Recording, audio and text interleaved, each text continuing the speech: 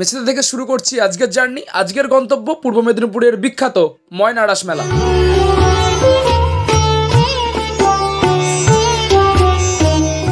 450 বছরেরও বেশি প্রাচীন ময়নার এই রাস উৎসবের পাশাপাশি ইতিহাসের পাতায় থাকা বাংলার রাজা লাউ সেনের সাম্রাজ্য ময়নাগড়ও ঘুরে দেখতে পারবেন একই সঙ্গে।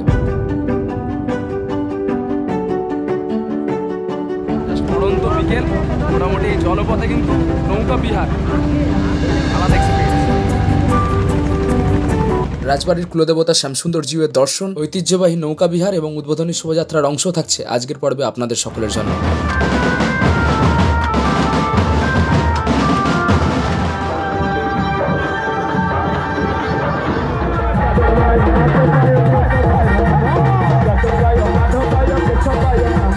কিভাবে খুব সহজে পৌঁছাবেন ঐতিহ্যবাহী এই রাসের মেলায়, কতদিন পর্যন্ত থাকবে মেলা, কারা কারা আসছেন প্রোগ্রাম করতে, কিভাবে ঘুরে দেখবেন একই সঙ্গে Moynagarh, A to Z update আজকের পুরো এপিসোড জুড়ে আপনাদের সকলের জন্য।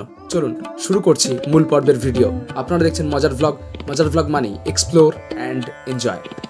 আজ দুপুর শুরু করলাম আবার জার্নি। গন্তব্য হচ্ছে ময়না রাস মেলা। প্রথমে লোকেশনটা জানিয়ে দিই তোমরা কিভাবে পৌঁছবে। মেছেদা থেকেও তোমরা শুরু করতে পারো তোমাদের জার্নি। মেছেদা থেকে তোমাদের গন্তব্য হবে নিমতৌড়ি থেকে শ্রীরামপুরগামী বাসে চেপে শ্রীরামপুর ব্রিজে নামলে কিন্তু ময়না রাস মেলা ইজিলি পৌঁছে যেতে পারবে তোমরা। এছাড়াও ভায়া বালিচক বা ডেবরা এই রুটগুলো দিয়েও কিন্তু ইজিলি তোমরা কিন্তু ময়না রাস মেলা প্রাঙ্গণে পৌঁছতে পারবে।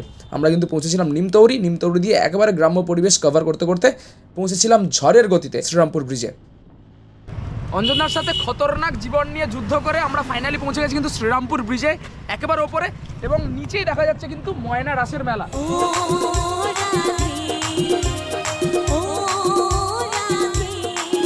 শ্রীরামপুর ব্রিজ ক্রস করে এখন এগিয়ে যাচ্ছি বিডিও অফিসের দিকে, যেখান থেকে কিন্তু এই শোভাযাত্রাটা শুরু হওয়ার কথা।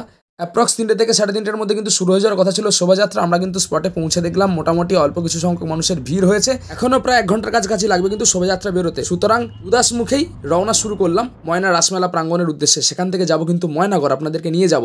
ঝটপট এসে পৌঁছলাম কিন্তু ময়নার যে রাসমেলা প্রাঙ্গণ, সেই মেলা প্রাঙ্গণে দেখতে পাচ্ছেন সব দোকানপাতেই কিন্তু চলে এসেছে, কিন্তু সাজিয়ে উঠতে পারেনি অনেকে, যেহেতু আজকে উদ্বোধনের দিন রয়েছে।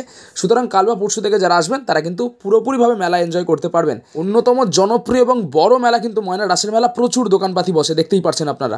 এরপরে কিন্তু নৌকো দিয়ে জাস্ট ক্রস করব, ওপারে পৌঁছবো, দেখাচ্ছি ডিটেলড আপডেট আপনাদের সকলের জন্য। আমরা এসে দেখতে পাচ্ছি কিন্তু 30-40 মানুষ কিন্তু অলরেডি লাইন নিয়ে দাঁড়িয়ে রয়েছেন। জাস্ট একটি মাত্র নৌকা কিন্তু চলছে, যেটা কিন্তু আপনাকে পরীক্ষা দিয়ে পরিক্রমণ করাচ্ছে, দিয়ে ওপারে পৌঁছে দিচ্ছে। আবার ওই পার থেকে যখন নৌকাটি ফিরে আসবে আপনাদেরকে আবার নিয়ে যাবে। সুতরাং আমরা কিন্তু লাইনে দাঁড়িয়ে পড়েছি, কিছুক্ষণের মধ্যেই কিন্তু মানুষ নিয়ে নৌকা কিন্তু এপারে ফিরে আসছেন। ওই নৌকাতে কিন্তু আমরা চাপবো। এখন কিন্তু ভিড়টা আপনারা দেখতে পাচ্ছেন, যেটা 50 জন বলেছিলাম আগে, এখন কিন্তু 70 থেকে 80 জনের কাছাকাছি হয়ে গেছে। চলুন এবার ঝটপট কিন্তু নৌকায় ওঠার চেষ্টা করি। প্রচুর মানুষজন কিন্তু অলরেডি হয়ে গেছে। জাস্ট কিন্তু ওপরে উঠলাম, মানুষজন কিন্তু একবারে ভর্তি, নৌকা কিন্তু ছেড়ে দিয়েছে। এই অপরূপ সুন্দর অভিজ্ঞতা আপনাদের সকলের সাথে শেয়ার করছি। জলপথে যাত্রা তো শুরু করে দিলেন। অনেকের মনেই প্রশ্ন আসে, দাদা টিকিটটা কোথা থেকে পাবো? সত্যি কথা বলতে টিকিটের কোনো ঝামেলা নেই। ঝটপট আসবেন, নৌকায় উঠবেন, নৌকাতে কিন্তু স্পটেই আপনারা 20 টাকা করে জনপ্রতি দিয়ে দেবেন। ওখানে দাদারা থাকবে, কালেক্ট করে নেবেন। ফেরার পথে টাকার কোনো ব্যাপার নেই, যাতায়াত মিলেই কিন্তু জনপ্রতি 20 টাকা ভাড়া।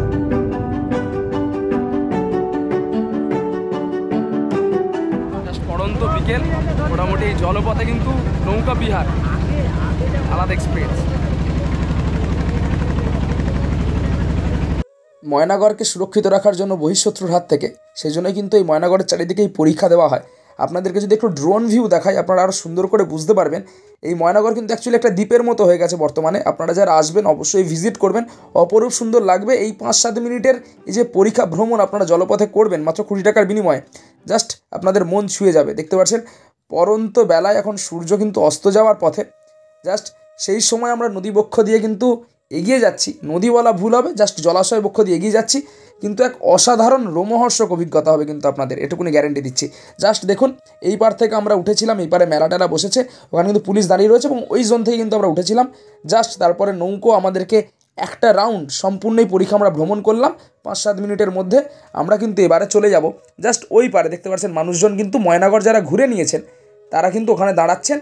এই নৌকায় কিন্তু আপনাদেরকে ফিরিয়ে নিয়ে চলে আসবে এপারে। এইভাবে কিন্তু রোটেশন এবং জনপ্রতি 20 টাকার বিনিময় এটা কিন্তু জাস্ট বেস্ট প্যাকেজের মতো একটা কিন্তু কমপ্লিট। জাস্ট সামনে কিন্তু মানুষজন দাঁড়িয়ে রয়েছেন, এনারা কিন্তু এবার উঠবেন, আমরা নামবো।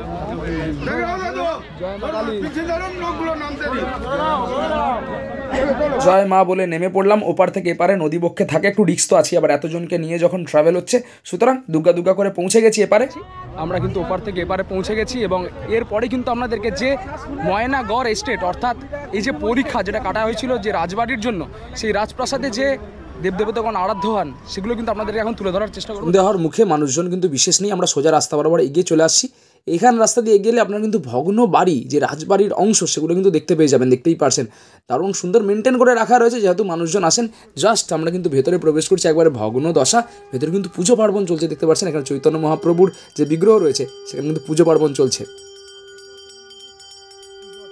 চৈতন্যদেবের মূর্তির পাশে কিন্তু ভগবান গৌতম বুদ্ধেরও মূর্তি রয়েছে। সুতরাং যে হিন্দু ধর্মের সাথে বৌদ্ধ ধর্মের যেটা মেলবন্ধনের ইতিহাস আমরা পড়েছি বারংবার, সেটা কিন্তু ময়নাগড়ে এখনো পর্যন্ত এলে আপনারা দেখতে পারবেন। অ্যাকচুয়ালি বৌদ্ধ ধর্মের একটা কিন্তু বিশাল বড় ইফেক্ট দেখা যায়, এই জন্য কিন্তু বুদ্ধ মূর্তিও ভেতরে রয়েছে।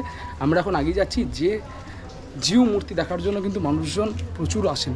একবারে কিন্তু এই মন্দিরের অন্দরমহলে 5 চূড়া বিশিষ্ট মন্দিরে যদি আপনারা দেখেন ওপরেই দেখতে পাবেন কিন্তু 5টি চূড়া রয়েছে। এই প্যাটার্নের কিন্তু আগেকার দিনে প্রচুর মন্দির ছিল। আমরা কিন্তু অন্দরমহলে প্রবেশ করছি শ্যামসুন্দর জিউকে দর্শনের জন্য। চলুন অন্দরমহলে যাওয়া যাক।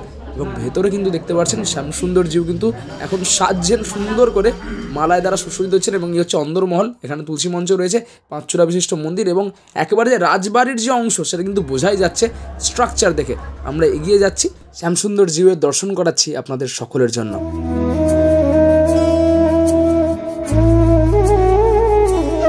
মন্দির চত্বরেই কিন্তু সুসজ্জিত নৌকা দাঁড়িয়ে রয়েছে। এই নৌকা বিহার রাত্রের বেলা দেখাবো আপনাদেরকে, আলাদাই লাগবে। জাস্ট আমরা কিন্তু ঝটপট শিব মন্দিরে পৌঁছালাম। মন্দির দর্শন করে আমরা কিন্তু তাড়াতাড়ি ফিরে যাচ্ছি নৌকা ঘাটে, কেননা ওদিক থেকে যে শোভাযাত্রা আছে সেটা কিন্তু মন্দির প্রাঙ্গণে পৌঁছানোর সময় হয়ে এসেছে। আপনারা কিন্তু যারা আসবেন আধ ঘন্টার সময় হাতে রাখবেন, ভালো করে ঘুরে দেখবেন এবং দুপুর আসার চেষ্টা করবেন, নইলে কিন্তু এরকম সন্ধে হয়ে যাবে।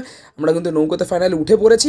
এপার থেকে শুধু ওপারে যাব, এই এপার ওপার পারাপার করতে মাত্র 1.5 থেকে 2 মিনিটই কিন্তু লাগবে। ওপার কিন্তু মেলা বসেছে, আবারও দেখাচ্ছে, ওদিকে লাইট ফাইট জ্বলে গেছে। শোভাযাত্রা কিছুক্ষণের মধ্যে আসবে, তার কভারেজ কিন্তু দিচ্ছি কিছুক্ষণের মধ্যেই। আজকের জন্য কিন্তু লাস্ট নৌকো যাচ্ছে এই মেলা প্রাঙ্গণ থেকে ময়নাগড়ের উদ্দেশ্যে। এরপরে কিন্তু আর কোনো নৌকো যাবে না পুলিশের নির্দেশে। সুতরাং 5টার মধ্যে কিন্তু আপনারা ঘুরে আসা কমপ্লিট করে নেবেন ময়নাগড় থেকে, নইলে কিন্তু আপনাদের ময়নাগড় ঘোরা নাও হতে পারে। ঐতিহ্যবাহী ময়নাগড় ঘোরা কমপ্লিট করে মেলার মধ্য দিয়ে কিন্তু আমরা এগিয়ে যাব। এখন যে মেন স্টেজ হয়েছে যেখানে কিন্তু প্রোগ্রামগুলো হবে, সেখানে কিন্তু আপনাদেরকে নিয়ে যাবে এবং চমকপ্রদ কি প্রোগ্রাম আছে সেটা জানানোর চেষ্টা করবো। চলুন এগিয়ে যাওয়া যাক। টপ আইটেম একবারে। এবার কিন্তু এই যে জলের উপরে যে ছোট্ট করে পাটাতন দিয়ে ব্রিজ করা হয়েছে, এটা দিয়ে আমরা কিন্তু ওপারে পৌঁছাবো, কারণ ওখানে হচ্ছে কিন্তু অনুষ্ঠানটা তোমাদেরকে দেখাবো। চলো আস্তে আস্তে এগিয়ে যাই।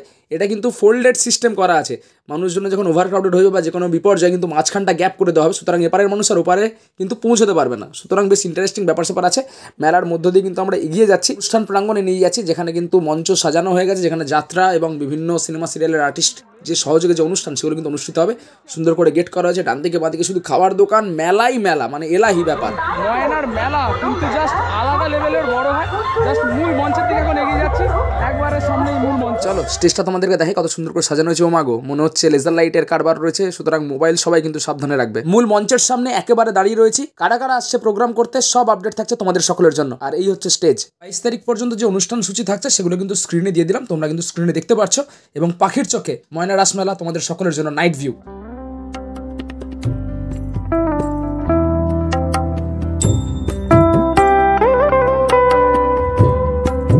অনুষ্ঠান প্রাঙ্গণ থেকে বেরিয়ে পৌঁছালাম কিন্তু ময়না রাসমেলা সংলগ্ন মন্দিরে, যেখানে কিন্তু নৌকো বিহার করে শ্যামসুন্দর জিউ আসেন প্রতিদিন। মন্দির কিন্তু খুব সুন্দর করে সাজানো হয়েছে, যদি এখন দেবালয় পুরোপুরি শূন্য, তাও আপনাদেরকে মন্দিরের দর্শন করাচ্ছি খুব সুন্দর করে। প্রতিদিন ভোরবেলা যখন শ্যামসুন্দর জিউ এই মন্দির প্রাঙ্গণে আসেন প্রচুর ভক্ত সমাগম ঘটে। জাস্ট এখানে কিন্তু থাকেন শ্যামসুন্দর জিউ, অপরূপ দর্শন। আপনাদেরকে পরে দেখানোর চেষ্টা করবো আরেকবার, যখন এই দেবালয়ে শ্যামসুন্দর জিউ থাকবেন অপরূপ লাগবে। এবং এখন দেখতে পাচ্ছেন কিন্তু খুব সুন্দর করে রজনীগন্ধা গোলাপ ফুলের মালা দিয়ে এবং টুনি লাইট তো রয়েছে, অসম্ভব সুন্দর করে সাজানো হয়েছে। পুরো মন্দিরের ভিউ আপনাদের সকলের জন্য।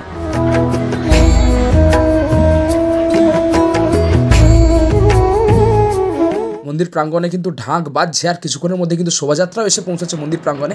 একেবারে এক্সক্লুসিভ কভারেজ উদ্বোধনের আপনাদের সকলের জন্য আজকের পর্বে। বলতে না বলতেই কিন্তু শোভাযাত্রা একেবারে সামনে এসে পৌঁছে গেছে, দেখতে পাচ্ছেন। যারা সেজে গুজে মানুষজনকে আনন্দ দেন তারা কিন্তু একবার প্রথমের দিকে রয়েছেন এবং তারপরে কিন্তু ব্যানার শ্রী শ্রী শ্যামসুন্দর জিউ ময়না রাসমেলা 2024 এবারে কিন্তু 464তম বর্ষ কি আসছে লনপা। আমরা স্বাভাবিকভাবে যেভাবে লনপা দেখতে অভ্যস্ত তার থেকে কিন্তু আলাদা ভঙ্গিমা এখানে নৃত্য প্রদর্শন করছেন তারা, আলাদাই কলাকৌশল। লনপায়ের পরেই ছেলে এবং মেয়েদের ড্রামস নিয়ে প্যারেডের টিম।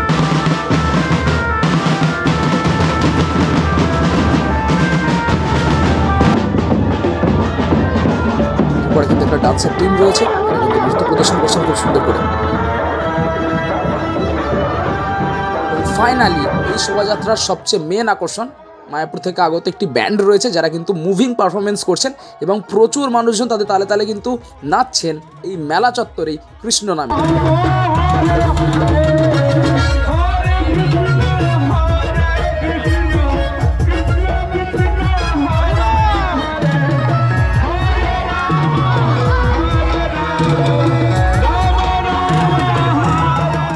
মন্দির প্রাঙ্গণে কৃষ্ণ নামে পারফরমেন্স চলছে, ক্রেজ আপনারা বুঝতে পারছেন। ময়না রাসমেলা এই জন্যই কিন্তু পুরো মেদিনীপুর নয় বলা চলে পশ্চিমবঙ্গের অন্যতম সেরা রাস উৎসব কিন্তু এই ময়না রাস উৎসব। বুঝতেই পারছেন কারা কারা ময়না রাস উৎসব ভিজিটে আসছেন অবশ্যই কমেন্টে জানাবেন।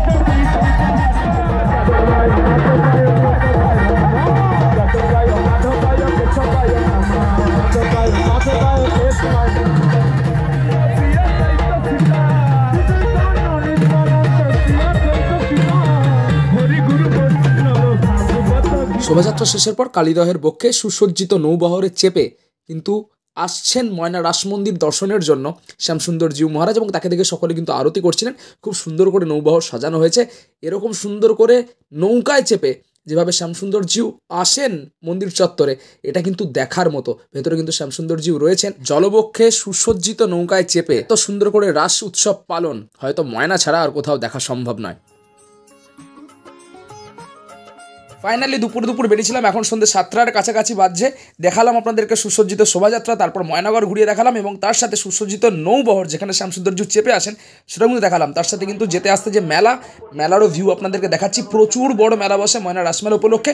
মেলা কিন্তু থাকবে 1 ডিসেম্বর পর্যন্ত, আপনারা কিন্তু আসতে পারেন এবং ভগবানের এই যে নৌবহরে করে যাতায়াত এটা কিন্তু চলবে কিন্তু 20 তারিখ পর্যন্ত, 20 নভেম্বর পর্যন্ত। সুতরাং আপনারা কিন্তু আসতেই পারেন যে কোনো একদিন ভিজিটের জন্য। মেলায় কিন্তু প্রচুর মিষ্টির দোকান আপনারা পেয়ে যাবেন, এছাড়াও কদমা যার জন্য কিন্তু ময়নার মেলা একেবারে বিখ্যাত বলা চলে সেটাও কিন্তু আপনাদেরকে দেখালাম। বাঁদিকে আবার শ্রীরামপুর ব্রিজ এখন ক্রস করে যাচ্ছি, বাঁদিকে কিন্তু মেলা বসেছে, নাগরদোলা ঘুরছে, একেবারে সেজে উঠেছে বলা চলে প্রথম দিনই জমজমাট ময়না রাস মেলা। কেমন লাগলো আজকের এপিসোড অবশ্যই কমেন্টে জানাবেন। দেখা হচ্ছে পরের পর্বে খুব তাড়াতাড়ি।